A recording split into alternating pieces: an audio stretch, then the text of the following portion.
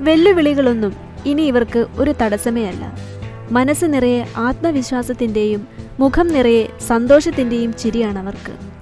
കഴിവില്ലാത്തവരാണെന്നോ ഒന്നും കഴിയാത്തവരെന്നോ മുദ്രകുത്തി മാറ്റി നിർത്താതെ തൊടുപുഴ പ്രതീക്ഷ ഭവൻ സ്പെഷ്യൽ സ്കൂളിലെ അധ്യാപകർ സുജിതയെയും അമലിനെയും ചേർത്ത് നിർത്തിയപ്പോൾ പിറന്നത് ചരിത്രമാണ്. മാനസിക വെല്ലുവിളികളും അവശതകളും മറികടന്ന് തൊടുപുഴ മുട്ടം സ്വദേശിയായ അമലും നീലൂർ സ്വദേശിനിയായ സുജിതയും ഷട്ടിൽ ബാഡ്മിൻ്റൺ സ്പെഷ്യൽ ഒളിമ്പിക്സ് ക്യാമ്പിലേക്ക് മത്സരിക്കാൻ തയ്യാറെടുക്കുകയാണ്.